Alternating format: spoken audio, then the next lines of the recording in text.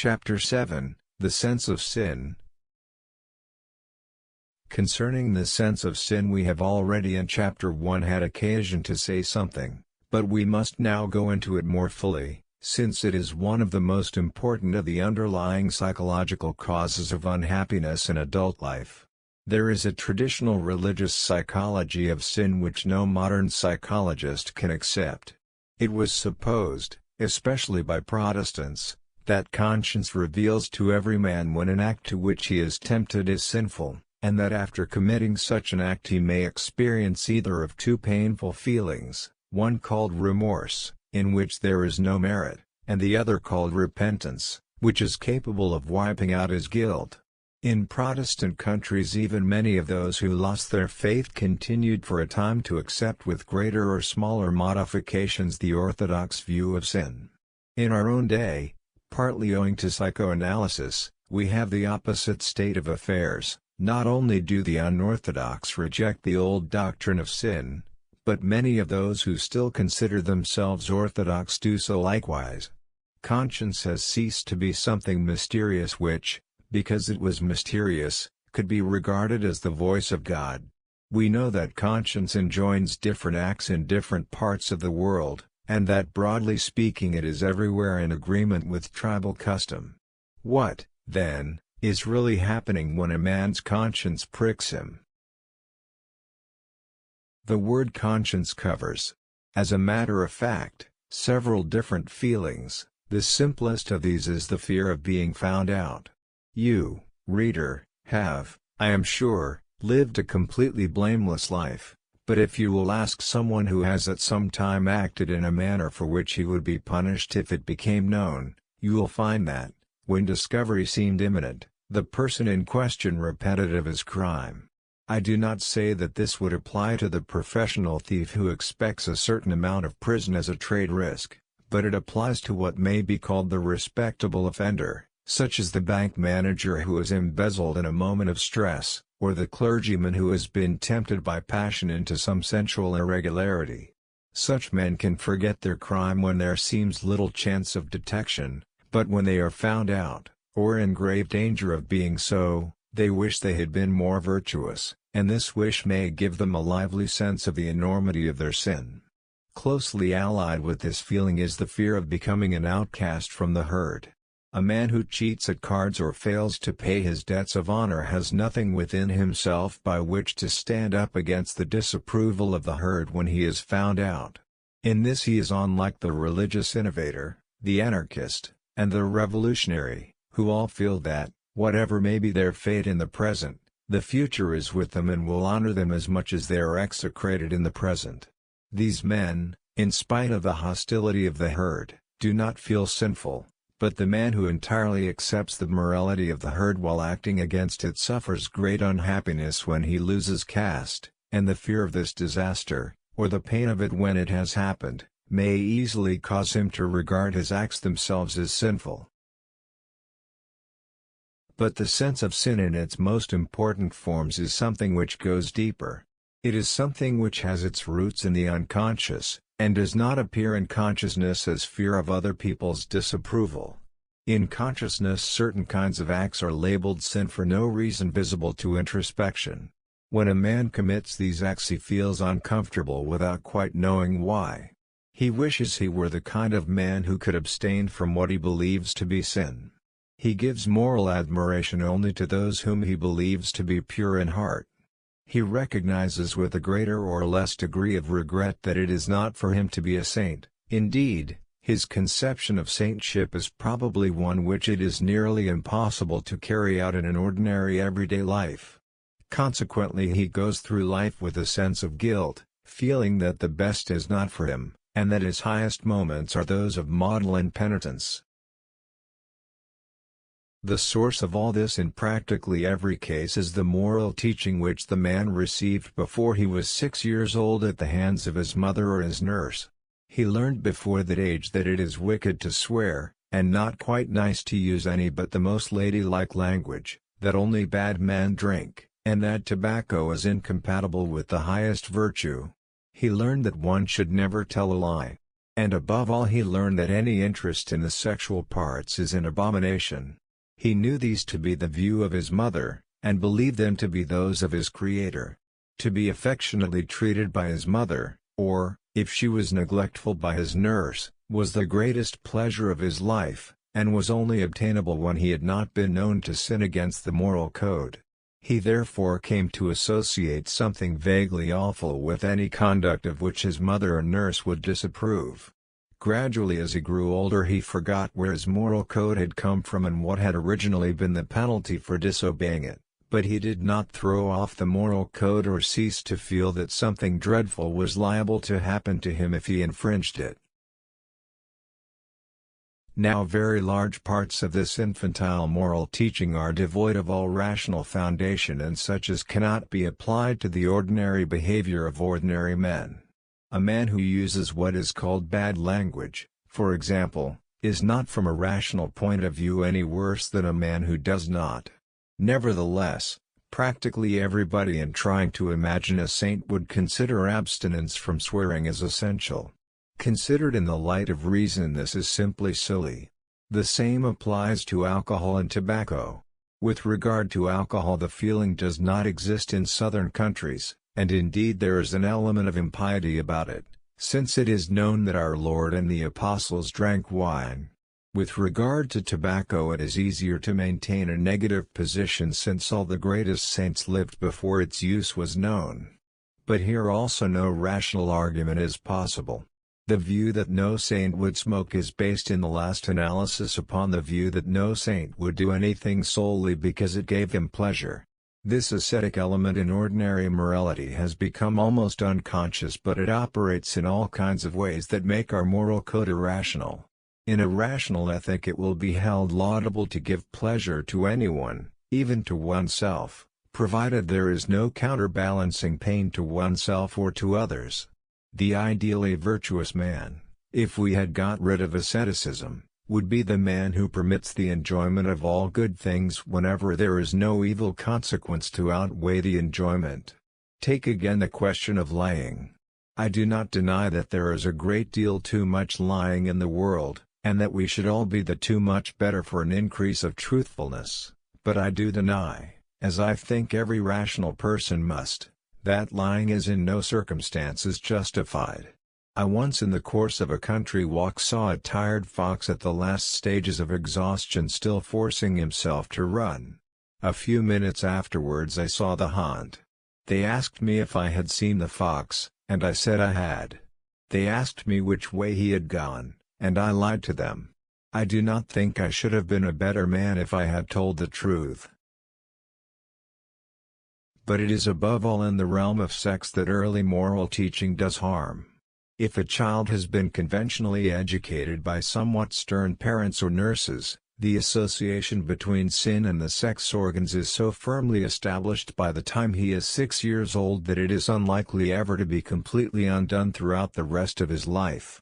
This feeling is, of course, reinforced by the Oedipus complex, since the woman most loved in childhood is one with whom all sexual freedoms are impossible. The result is that many adult men feel women to be degraded by sex, and cannot respect their wives unless their wives hate sexual intercourse. But the man whose wife is cold will be driven by instinct to seek instinctive satisfaction elsewhere. His instinctive satisfaction, however, even if he momentarily finds it, will be poisoned by the sense of guilt, so that he cannot be happy in any relation with a woman, whether in marriage or outside it. On the woman's side, the same sort of thing happens if she has been very emphatically taught to be what is called pure. She instinctively holds herself back in her sexual relations with her husband, and is afraid of deriving any pleasure from them. In the present day, however, there is very much less of this on the part of women than there was 50 years ago.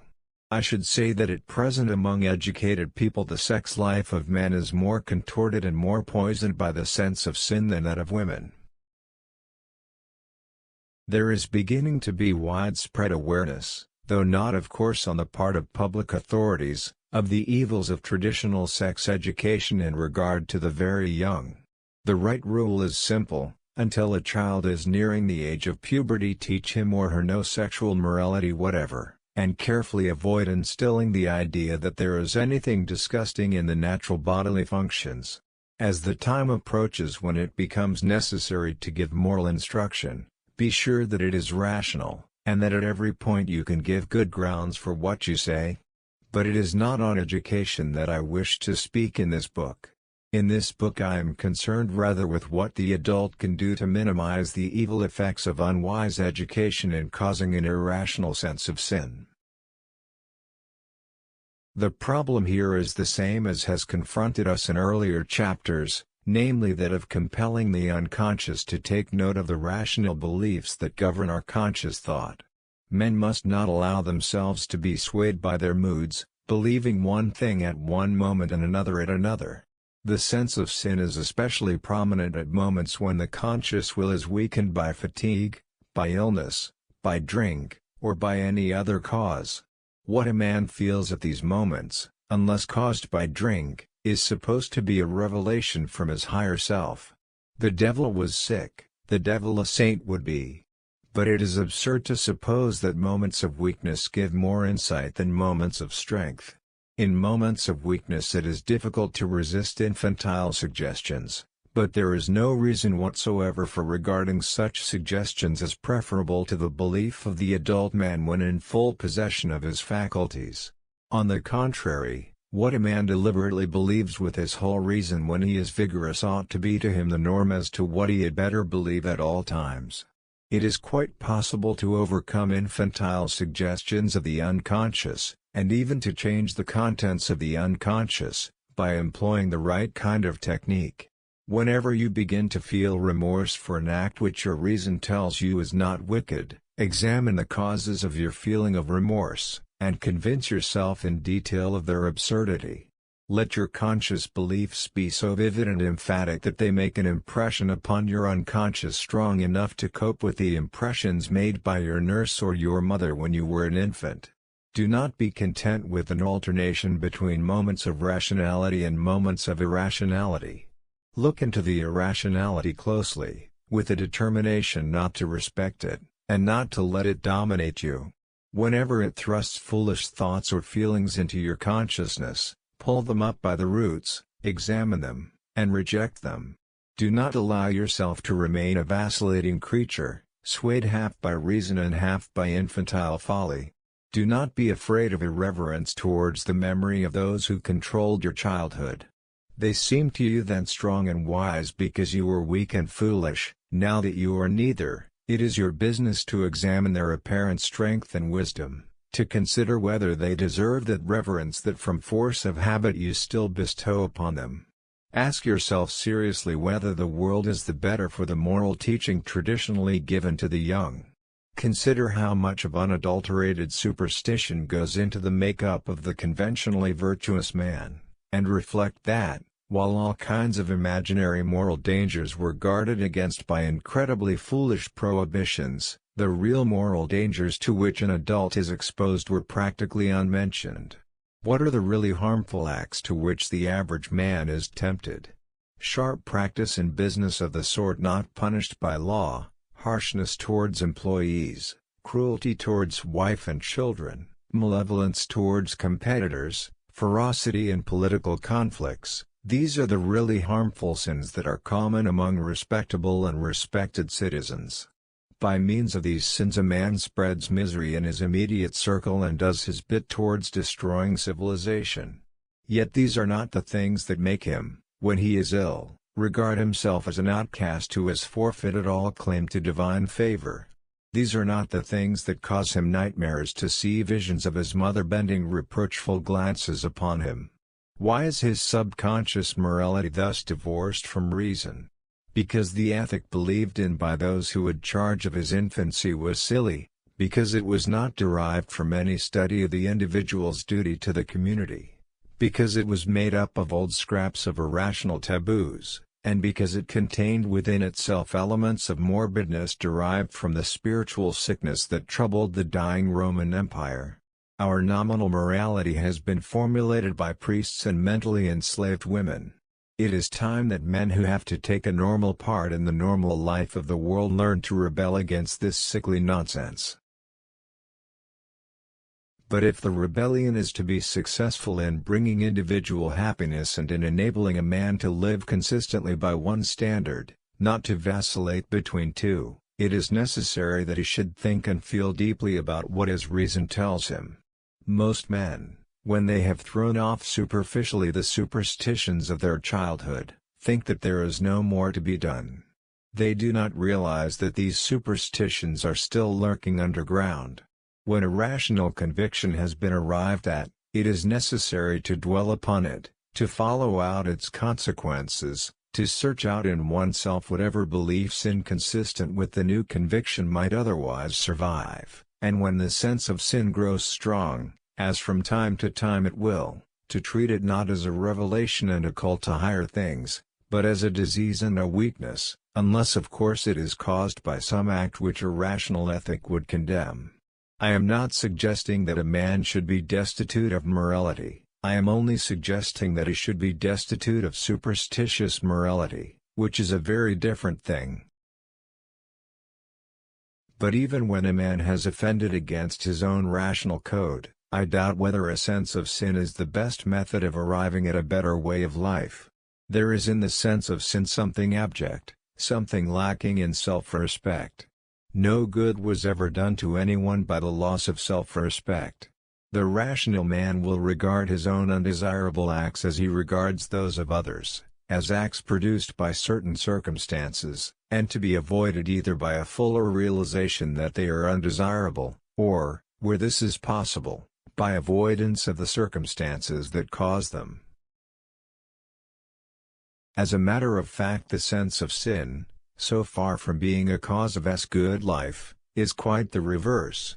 It makes a man unhappy and it makes him feel inferior. Being unhappy, he is likely to make claims upon other people which are excessive and which prevent him from enjoying happiness in personal relations. Feeling inferior, he will have a grudge against those who seem superior. He will find admiration difficult and envy easy. He will become a generally disagreeable person, and will find himself more and more solitary. An expansive and generous attitude towards other people not only gives happiness to others, but is an immense source of happiness to its possessor, since it causes him to be generally liked. But such an attitude is scarcely possible to the man haunted by a sense of sin.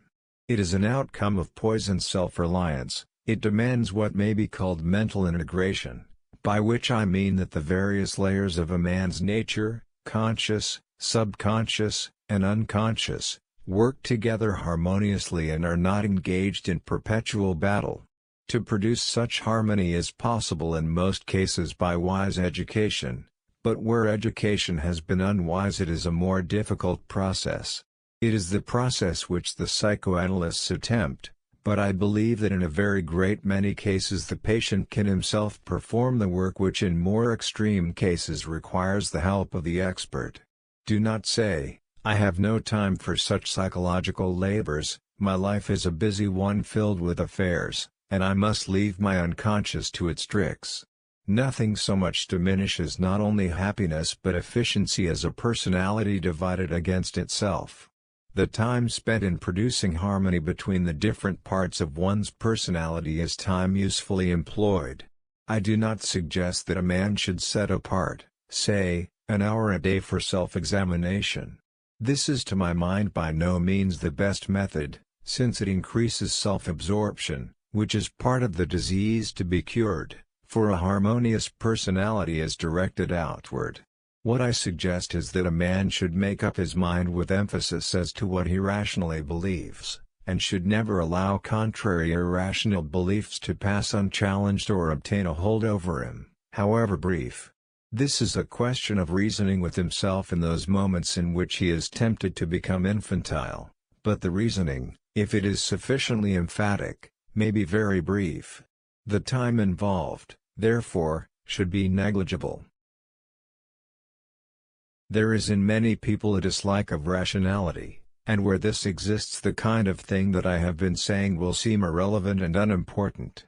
There is an idea that rationality, if allowed free play, will kill all the deeper emotions. This belief appears to me to be due to an entirely erroneous conception of the function of reason in human life.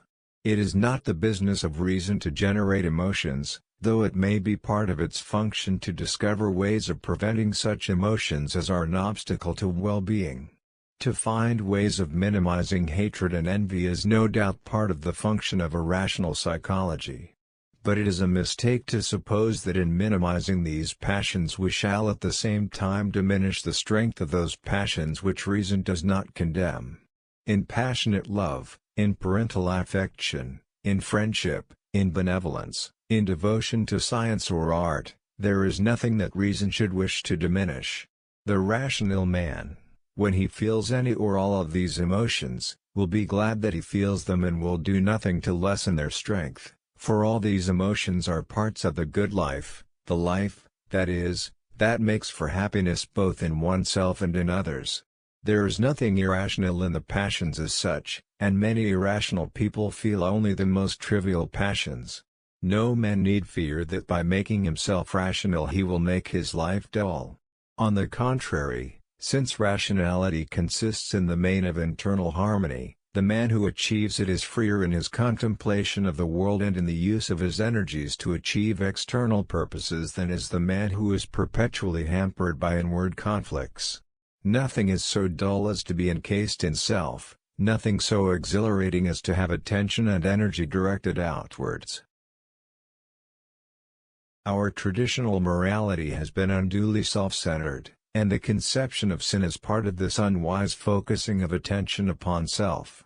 To those who have never passed through the subjective moods induced by this faulty morality, reason may be unnecessary.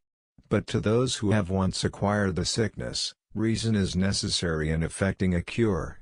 And perhaps the sickness is a necessary stage in mental development.